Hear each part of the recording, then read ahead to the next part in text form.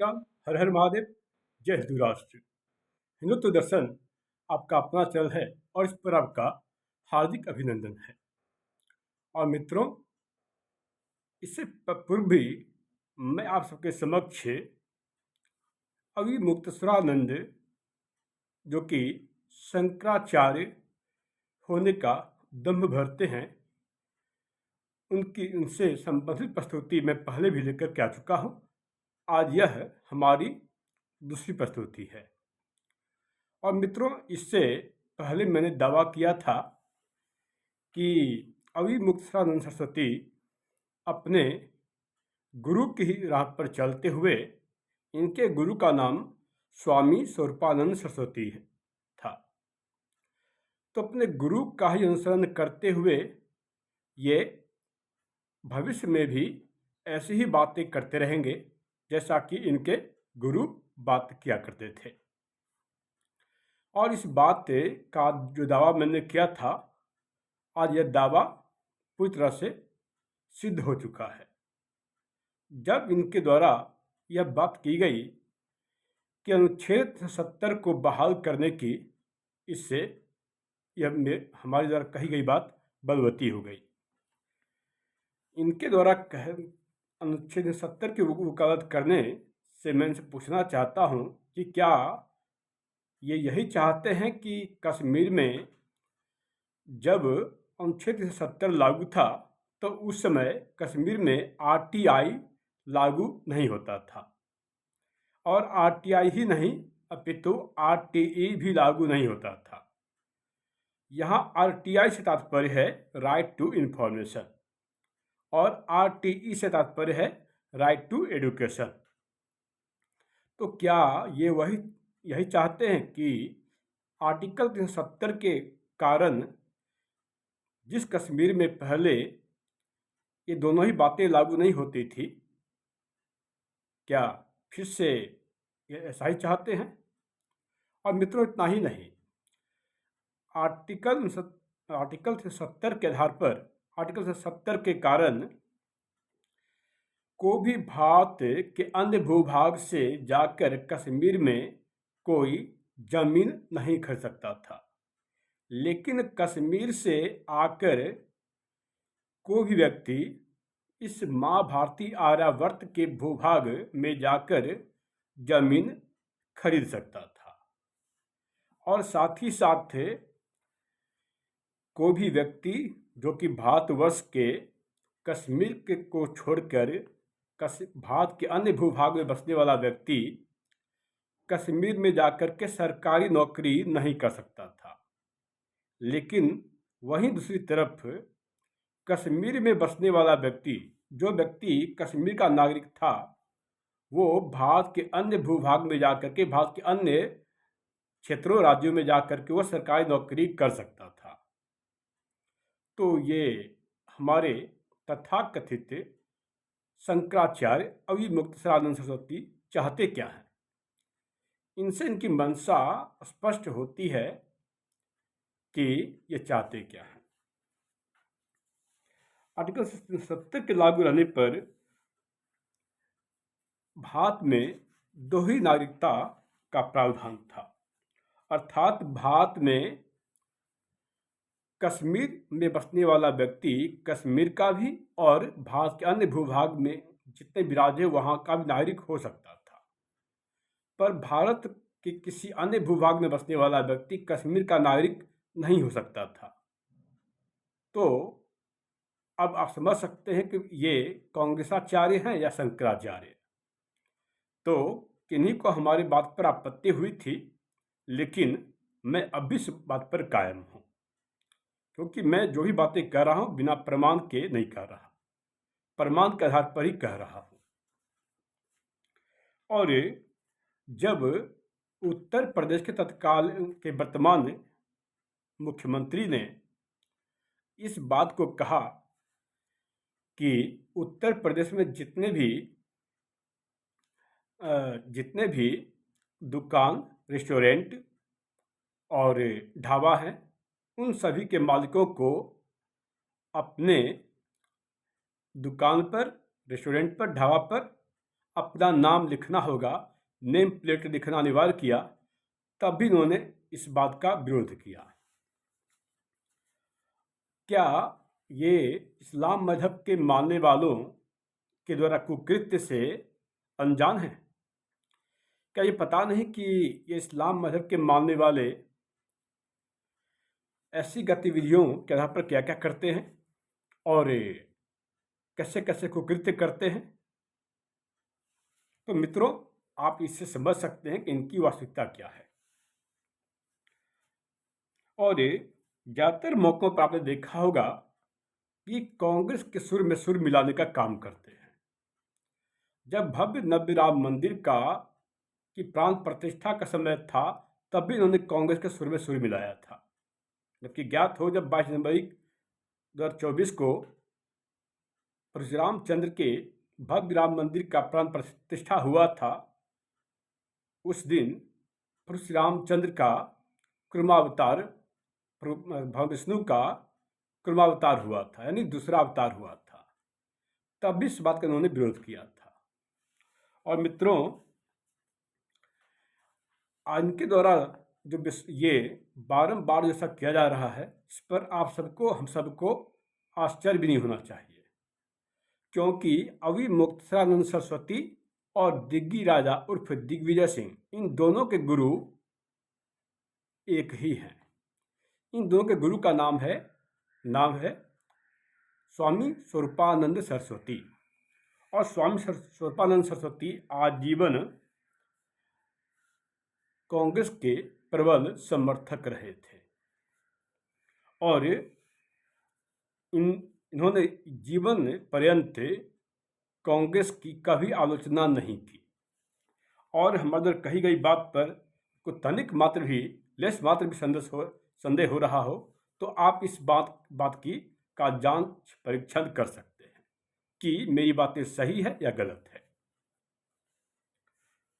और यदि और इसके साथ ही आप सब ने इसी आधार पर तो इस कांग्रेसाचार्य जी को देखा होगा कि राम मंदिर का जब निर्माण हो रहा था तो उन्होंने विरोध किया था, और इसी बात पर को ये आगे बढ़ते हुए आज आर्टिकल 73 पर पहुंच गए हैं। और आर्टिकल 70 के लागू रहने पर क्या क्या होता था, शायद हम सब भूल चुके हैं। आर्टिकल 70 के लागू रहने पर, अनुच्छेद 70 के लागू रहने पर सर्वोच्च न्यायालय का आदेश कश्मीर में मान्य नहीं था। सर्वोच्च न्यायालय का आदेश कश्मीर में लागू नहीं होता था। तो क्या हमारे तथाकथित शंकराचार्य अवि मुक्तेश्वरानंद सरस्वती यही चाहते हैं? और यही नहीं, इसके अलावा आर्टिकल 70 के कारण जम्मू कश्मीर में राष्ट्रीय प्रतीक और राष्ट्रध्वज का अपमान कोई अपराध नहीं होता था। यानी बारंबार हमारे राष्ट्रीय ध्वज का और हमारे राष्ट्रीय प्रतीक का अपमान होता रहता था। तो अब आप समझ सकते हैं कि ये औरों पर उंगली उठाने के काबिल है या नहीं। और इन्हें यह ज्ञात होना चाहिए कि जब आप औरों पर उंगली उठाते हैं तो 4 उंगलियां आपकी तरफ भी उठती है।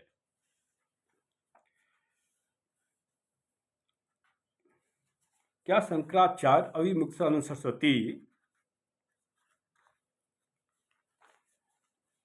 यही चाहते हैं कि इस देश में 2 विधान और 2 ध्वज हो, 2 झंडे हो?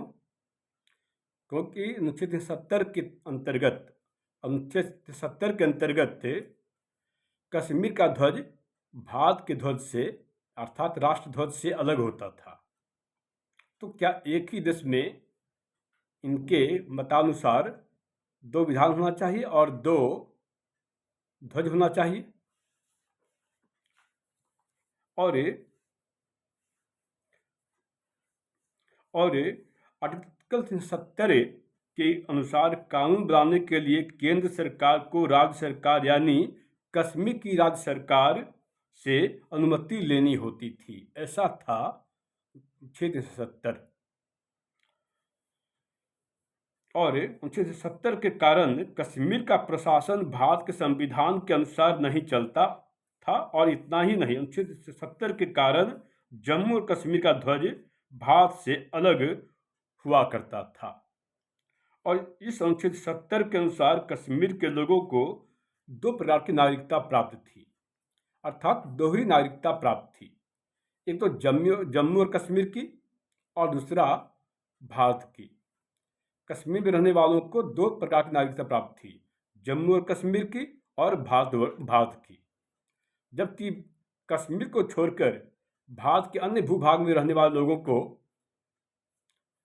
एक गहरी नागरिकता प्राप्त थी, उन्हें कश्मीर की नागरिकता प्राप्त नहीं थी।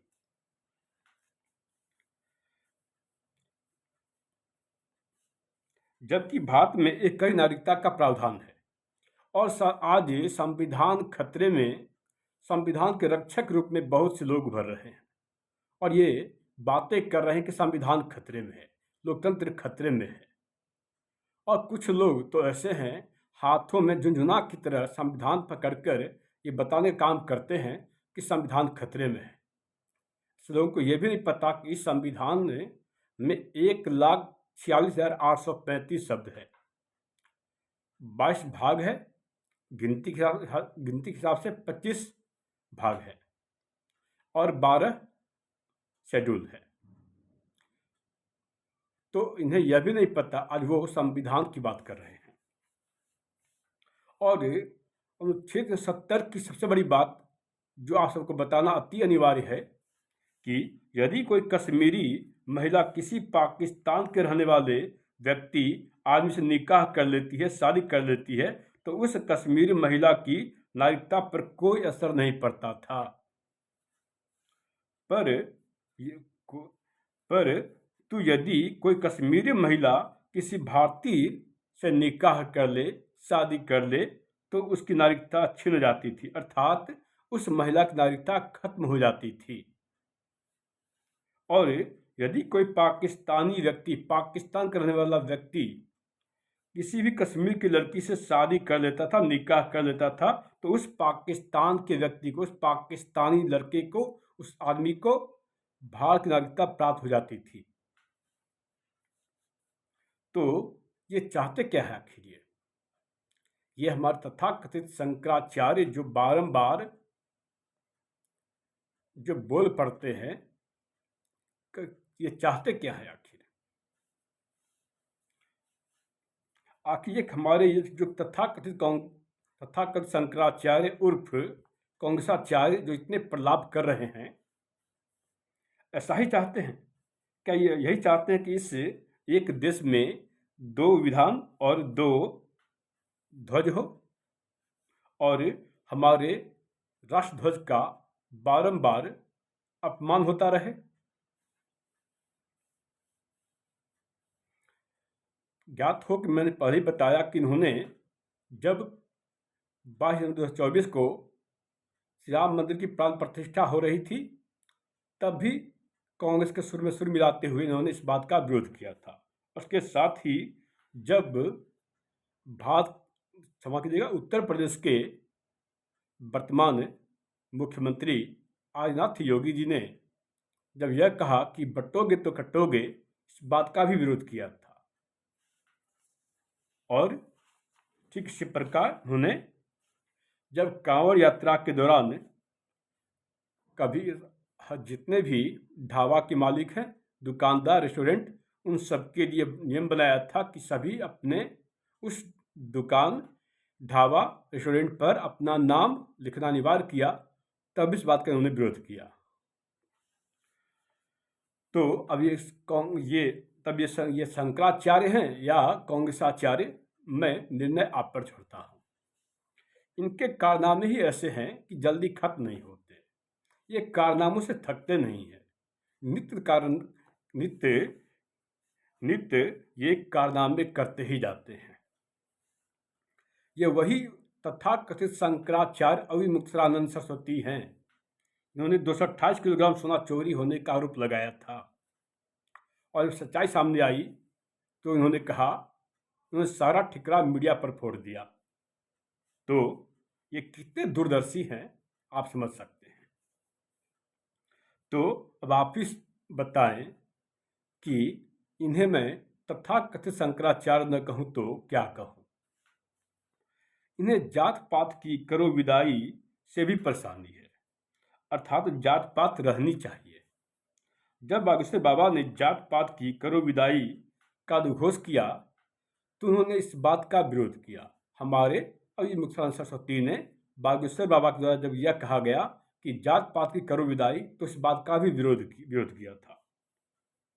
और क्या कहा था कि बागेश्वर बाबा किसी राजनीतिक शक्ति के एजेंट के रूप में वो काम कर रहे हैं। तो अभी मुक्तेश्वरानंद सरस्वती जी, आपसे बड़ा व्यक्ति और कौन हो सकता है जो कि राजनीतिक शक्ति के रूप में कार्य कर रहा हो, जो हमेशा ही कांग्रेस जैसी राजनीतिक पार्टी के सुर में सुर मिलाने का काम करती हो, उसके मुख से यह बात मुखारबिन हो रही है। आप और इन्हें लोकतंत्र की बहुत ही चिंता है। इन्हें लोकतंत्र की हत्या हो गई, लोकतंत्र खतरे में है। जब अतीक अहमद जैसे दुर्दांत हत्यारे का वध हुआ तो इन्हें बहुत ही दुख हुआ था। इन्हें लोकतंत्र की बहुत ही चिंता हो गई थी। संविधान खतरे में महसूस हो रहा था। लेकिन ये तब कहाँ थे जब कमलेश तिवारी की नृशंस हत्या कर दी गई थी। तब इन्हें लोकतंत्र की चिंता नहीं हुई थी। तब इन्हें लोकतंत्र खतरे में नहीं दिख रहा था। जब पालघर में 2 साधुओं की पीट हत्या कर दी गई थी, जब पालघर में 2 साधुओं की पीट कर हत्या कर दी गई थी, तब भी इन्हें लोकतंत्र की चिंता नहीं हुई थी। इन्हें लोकतंत्र की चिंता तब भी नहीं हुई थी जब प्रशांत पुजारी को दिन दहाड़े उन्हें जलाकर मार दिया गया था, उनकी हत्या कर दी गई थी। तब भी इन्हें लोकतंत्र की चिंता नहीं हुई थी। अब ये कैसा लोकतंत्र चाहते हैं, इनके नज़र में लोकतंत्र कैसा हो, आप भली भांति समझ सकते हैं। और तथाकथित शंकराचार्य और मुक्तानंद सरस्वती के अनुसार हिंदुओं में जात पात रहनी चाहिए, जात पात होनी चाहिए। ये अपने आप को लगता है, ये अपने आप को भगवान परशुराम से भी ज़्यादा विद्वान समझते हैं। जबकि ज्ञात हो कि परशुराम में भगवान द्वारा जो बातें मुखारबिंद हुई थी वो यह थी, जन्म जायते शूद्रेन संस्कारेन द्विज उच्यते। तो क्या इनसे भी विद्वान है? और इसके साथ ही हमारे मनुस्मृति में मनु जिन्होंने इसकी रचना की, उनके द्वारा कहा गया था, उनके द्वारा कहे गए शब्द इस प्रकार थे, मनुस्मृति में जो उद्धृत हैं उसी से मैं ले रहा हूँ।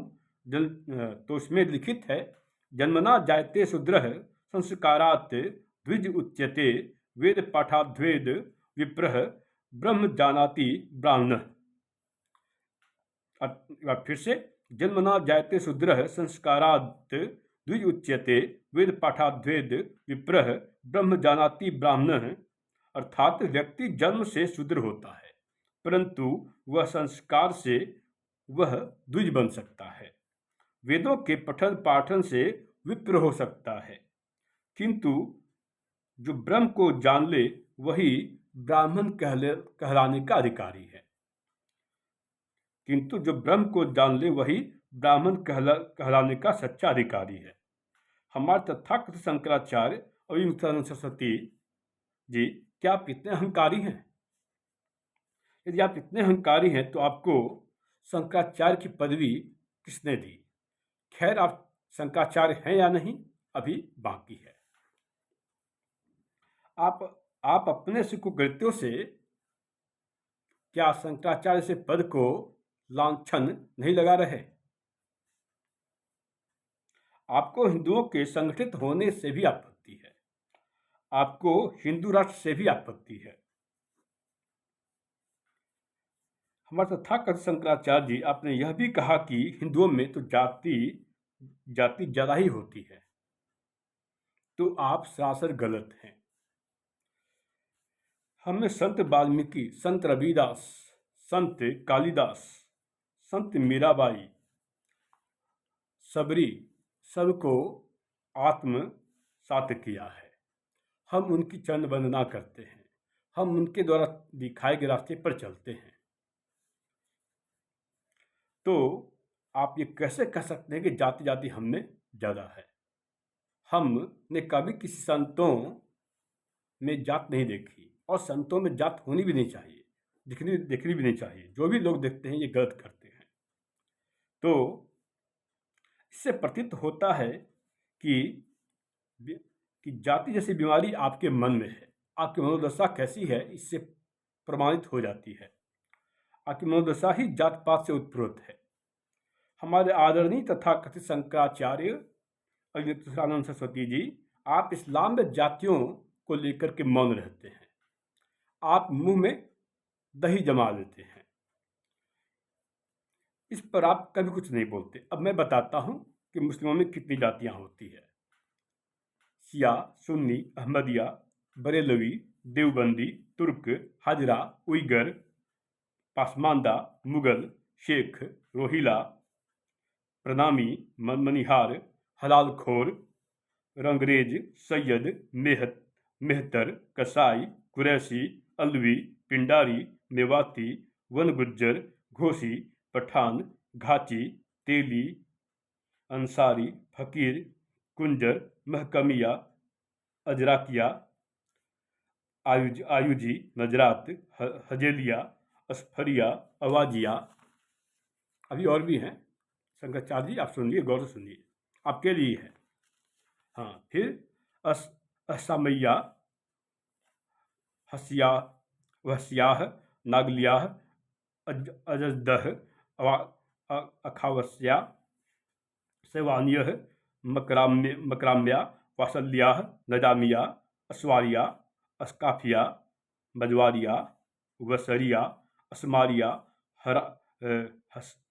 हसामिया, सालजिया, हाउतिया, मुकमरिया, समामिया, जाक्तिया, हरीबा, जफरिया, बसमिया, जवानिया, जाक्तिया, कवैया, सुवानिया, सुवैया, अहदया, बरगोसिया, नाफरानिया, ब्यानिया, मुगिरिया, कामलिया, मसूरिया, खुताबिया, रोहिंग्या, अल हदीसी, कुरैशी, ममाती, हयाती, देवबंदी। और सुनिए, हमारे तथाकथित शंकराचार्य अविमुक्तानंद सरस्वती जी, हमारे मुस्लिमों में भी दलित होता है। इसमें है भटियार, फकीर, शाह, डफली, नट, हलालखोर, लाल बैगी, बंजारा, धोबी, रनकी, रंगरेज, जोगी, मोची, मुकरी, बखो, भिस्ती। भाई जाइएगा मत, आपसे विनम्र निवेदन है। हमारे तथाकथित शंकराचार्य अविमुक्तानंद सरस्वती जी, मुस्लिमों में अगड़ी जाति भी होती है। अगड़ी जाति पठान, रिजवी, शेख, सिद्दीकी, खान, मिर्जा, कायस्थ, सैयद, भरसो, भरसैया। और मुस्लिमों में ओबीसी भी होती है, इसे भी गौर से सुनिएगा। अंसारी, वेहंग, चिकवा, धुनिया, दर्जी, गुनिया, मंसूरी, इदरीसी, मनिहार, नाई, बढ़ई, कुरैशी, मनिहार। आदरणीय तथाकथित शंकराचार्य अविमुक्तानंद सरस्वती जी, तो इस्लाम में इतनी जातियां होती है, 4 प्रकार के सिलसिले भी होते हैं, लेकिन इस पर आप कुछ नहीं बोलेंगे और आप नैतिकता की बात करेंगे। आप नैतिकता को लेकर के कभी हर्षा रिछारिया को, कभी बाबा बागेश्वर को, तो कभी औरों को नैतिकता का पाठ पढ़ाते हैं। आप स्वयं में तय कीजिए कि आप नैतिकता का आपके पाठ पढ़ाने के लायक हैं भी या नहीं। आप किस आधार पर किसी को नैतिकता का पाठ पढ़ा सकते हैं? आप सभी सनातनियों को, आप सभी हमारे सभी सनातनी भाइयों को यह पता होना चाहिए, यह स्वयं एक भगौड़ा व्यक्ति हैं और इन पर हत्या और अपहरण का भी केस दर्ज है। इन्होंने अपने शंकराचार्य बनने की झूठी दावेदारी पेश की है। इस बात का दावा स्वामी गोविंदानंद सरस्वती के द्वारा की गई है। स्वामी गोविंदानंद सरस्वती के अनुसार अक्टूबर 2022 ईस्वी में, गौर कीजिएगा, अक्टूबर 2022 ईस्वी में सुप्रीम कोर्ट ने स्वामी अविमुक्तानंद सरस्वती पर अवि मुक्तानंद सरस्वती पर की ताजपोशी पर रोक लगा दी थी। कब? अक्टूबर 2022 ईस्वी में सुप्रीम कोर्ट ने स्वामी अवि मुक्तानंद सरस्वती की ताजपोशी पर रोक लगा दी थी। और तो और इनके अर्थात स्वामी अवि मुक्तानंद सरस्वती के कहे अनुसार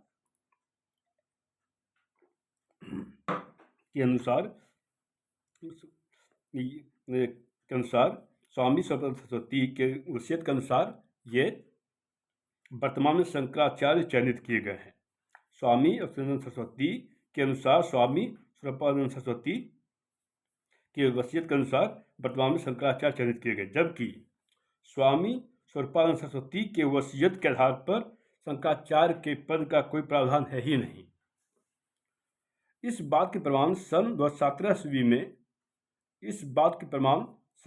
ईस्वी में स्वामी स्वरूपानंद सरस्वती के द्वारा दिए गए वक्तव्य से प्रमाणित होता है कि ये शंकराचार्य नहीं है, कि ये इस आडंबर भरते हैं, दम भरते हैं कि ये शंकराचार्य हैं, क्योंकि 2017 ईस्वी में स्वामी स्वरूपानंद सरस्वती के द्वारा दिए गए वक्तव्य से प्रमाणित होता है। स्वामी स्वरूपानंद सरस्वती ऐसे ही व्यक्ति हैं जिनके खिलाफ वाराणसी हाई कोर्ट ने गैर जमानती वारंट जारी कर रखा है। मेरे आदरणीय सनातनी भ्राताओं, किसी भी व्यक्ति के विरुद्ध गैर जमानती वारंट तब जारी होता है जब संबंधित व्यक्ति का अपराध बहुत बड़ा होता है। तो ये किस आधार पर औरों को नैतिकता का पाठ पढ़ा सकते हैं? स्वामी तथा कथित शंकराचार्य उर्फ स्वामी अवि मुक्तानंद सरस्वती जी, यदि आप इतने ही अच्छे हैं तो आप पर वाराणसी हाईकोर्ट ने आपके विरुद्ध गैर जमानती वारंट जारी कैसे किया है, किस तरह पर किया? ये औरों पर राजनीतिक एजेंट होने का दोषारोपण कर रहे हैं। तो कृपया यह बताएं कि इनके मुख से ऐसी बातें मुखारबिंद हुई कि उद्धव ठाकरे के साथ धोखा हुआ है। इस सत्य सनातन हिंदू धर्म में उद्धव ठाकरे कहाँ से आ गया? आप तो कौन राजनीति कर रहा है? कौन राजनीति में दखल दे रहा है? कौन राजनीति में आ रहा है? कौन राजनीति की बात कर रहा है? तो वास्तव में उद्धव ठाकरे के साथ धोखा नहीं हुआ है, धोखा आपने सब सनातनियों के साथ किया है, धोखा आप सब सनातनियों के विरुद्ध कर रहे हैं। याद रखिएगा, हमारे तथाकथित शंकराचार्य अवि मुक्तेश्वरानंद सरस्वती जी, जिसके घर शीशे के बने होते हैं, वो औरों के घर पर शीशा नहीं फेंका करते। जिनके घर शीशे के बने होते हैं वो औरों के घर पर शीशा नहीं फेंका करते।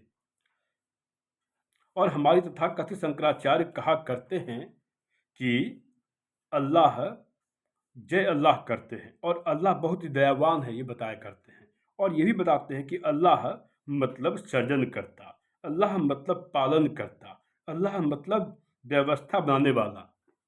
तो जब आज जो पेशावर है, पहले पुरुषपुर हुआ करता था, जो कि हमारे संस्कृत व्याकरण रचयिता पाणिनि का जन्म स्थान हुआ करता था। तो आज वहाँ जितनी भी मंदिरें थी वो कहाँ चली गई? उन मंदिरों को किसने ध्वस्त कर दिया, किसने तोड़ दिया, किसने छत उच्छेद कर दिया? और वहाँ जो भी हिंदू थे के साथ क्या हुआ? उनकी निःशंस हत्याएं नहीं हुई, उनके साथ कत्लेआम नहीं हुआ? तो वहाँ पर जब इतनी कत्लेआम हुई, निःशंस हत्या हुई, तो अल्लाह तो सृजन करता थे, अल्लाह तो वो दयावान थे, अल्लाह व्यवस्था बनाने वाले थे, वो कहाँ थे? इसके अलावा और भी हमारा आज लाहौर है, पहले लवपुर हुआ करता था। लाहौर पहले लवपुर हुआ करता था, और लवपुर की रचना, लवपुर की स्थापना परशुरामचंद्र के पुत्र लव के द्वारा की गई थी। आज वो लवपुर लाहौर कैसे बन गया? और वहाँ जो भी मंदिरें थी उसे किसने तबाह कर दिया? वो कैसे ध्वस्त हो गया? कैसे छत विक्षत हो गया? और वहाँ जो रहने वाले हिंदू कहाँ गए? उनका जन्म धर्मांतरण नहीं हुआ, और उनका धर्मांतरण, भक्तों का धर्मांतरण हुआ, और जिसने धर्मांतरण से मना किया उसकी निःशंस हत्याएं कर दी गई। तब कहाँ थे अल्लाह? और ऐसे ही जब प्रथम बार, जहाँ पर पहली बार होलिका दहन हुआ था, का नाम था प्रहलादपुरी मंदिर। वो जगह था मूल स्थान, वो मूल स्थान आज मुल्तान हो गया। वहाँ जितनी जितनी भी मंदिरें थी उसे ध्वस्त कर दिया गया, उस मंदिरों को बर्बाद कर छत विक्षत कर दिया, तोड़ दिया गया। और वहाँ भी हिंदुओं की नृशंस हत्याएं हुई थी। तब कहाँ थे अल्लाह इनके? आपका कहना है कि अल्लाह जय अल्लाह, अल्लाह दयावान है और अल्लाह मतलब सृजन करता, पालन करता, जगत में व्यवस्था करने वाला। तब हमारे हिंदू भाइयों की हत्या कैसे हुई? हमारे हिंदू पूर्वजों की हत्या कैसे हुई? और इनके मुख से शब्द जो निकलता है जनाब, बीवी, बिरादर, सनातन हिंदू धर्म में शब्द हैं क्या? हमारे सनातन धर्म में शब्द हैं ही नहीं। और बीवी और पत्नी में अंतर होता है। पत्नी वो जो पतन से बचाए वो ही पत्नी कहलाती है। सनातन हिंदू धर्म में पत्नी पवित्र स्थान, पवित्र शब्द है। जिन्हें पत्नी और बीवी में अंतर नहीं पता, आज वो नैतिकता और ज्ञान बांटने में लगे हैं, वो ज्ञान दे रहे हैं। राहुल विंची ने अर्थात राहुल गांधी ने जब यह कहा कि हिंदू हिंसक होते हैं, तो भी ये कांग्रेस और राहुल विंची के समर्थन में आ गए और उन्होंने कहा कि राहुल विंची उर्फ राहुल गांधी ने कोई गलत नहीं कहा। क्या ये सही नहीं? यदि सही है कि हिंदू हिंसक होते हैं, ये पूरी तरह से गलत है। हिंदू हिंसक होते ही नहीं। अगर हिंदू हिंसक होते तो आज भारत के इस हिंदू केवल एक देश में नहीं रहे होते, बल्कि पूरे देश में, पूरे विश्व में फैल गए होते, पूरे विश्व पर उनका कब्जा होता। आज जो अफगानिस्तान है वहाँ हिंदुओं को साथ क्या हुआ, पाकिस्तान में क्या हुआ, बांग्लादेश में क्या हो रहा है, ईरान में क्या हुआ, इराक अर्थात मेसोपोटामिया में क्या हुआ, मेसोपोटामिया में भी और सीरिया में भी हिंदुओं का वर्चस्व था। आज यह हिंदू सिमट कर सिर्फ भारतवर्ष में रह गया है। तो आप किस आधार पर यह कह सकते हैं हिंदू हिंसक होते हैं? हिंदू कभी हिंसक था ही नहीं, लेकिन अब ये समय आ गया है कि हिंदुओं को हिंसक होना पड़ेगा, हिंदुओं को युद्ध के लिए तैयार रहना पड़ेगा, क्योंकि हमने युद्ध को नहीं चुना है, युद्ध ने हमें चुन लिया है। आपको युद्ध करना ही पड़ेगा। आप कब तक भागेंगे? हमारे हिंदू भाइयों, आप कब तक भागेंगे? भागिए मत, अब लड़ना होगा। जय जननी, जय भारत, हर हर महादेव।